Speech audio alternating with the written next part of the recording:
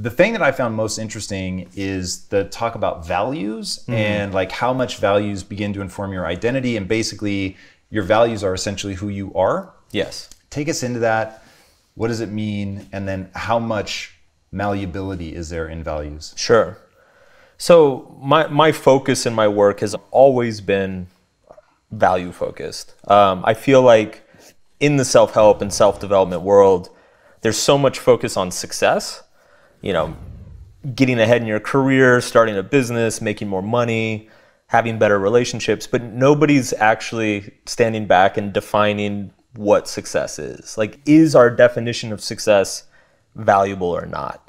And I think especially in today's, you know, crazy internet world where we're exposed to everything, deciding what we're choosing to define as success is a more important question than ever before.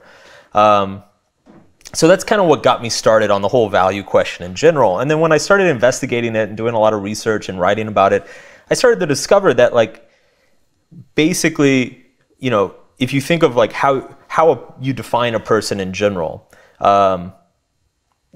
as humans, we tend to define people by their choices, by their actions. But then what motivates their actions? Well, often it's how they feel. And then what motivates how they feel about certain things, and it's their perception of what's valuable and what's not. And so that's kind of how I drilled down to this idea that essentially what we are is just an aggregation of what we choose to value in this world. If I value money more than anything else, that will come to define me through my actions, my behaviors, what I invest my time and attention into. If I value family, that will define who I am, because everything else will flow from that.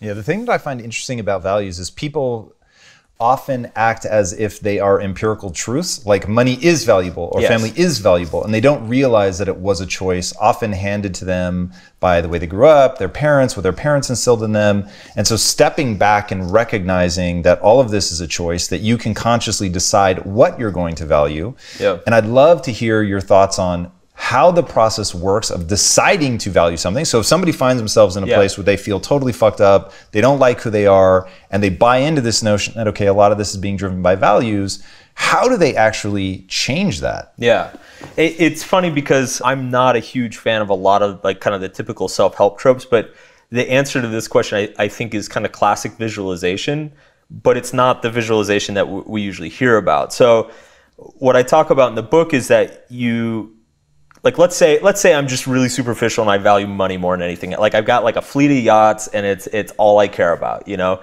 And then something happens in my life and I realize that that's pretty superficial. I should like grow up a bit and, you know, value something else. And it's not as simple as just deciding. Like, we've all had that experience in our lives where we wish we cared about something that we don't, or vice versa. We wish we didn't care about something that we do, and you can't just stop. And so the process that I describe in the book is that essentially before you can commit to a new value, you kind of have to like try them on. Like it's like going to a store and trying on a bunch of pairs of clothes. And the way you try on a new value is you need to sit down and visualize. And you can even write it out if you want. But it's like, let's say all I care about is my fleet of boats, and I want to try on a new value, like charity or something. I have to sit down and start asking myself, what would it mean for my life? What would it mean for me as a person if I didn't value those boats anymore? And that's a very hard question. It really messes us up because we realize that a lot of our relationships would probably fall apart. A lot of our business commitments would probably fall apart. A lot of our understanding of ourselves would be shaken up or questioned. And it's a very difficult thing to ask. And so, you know, most of the times when you see visualization taught in the self-help industry, it's like they take a guy who wants a fleet of boats and they say, visualize a fleet of boats. Now go get it. And it's like, no. What you need to do is take a guy who wants a fleet of boats and say, visualize not wanting a fleet of boats. What would that say about you? Who would you be if that thing you always desired was not your desire anymore?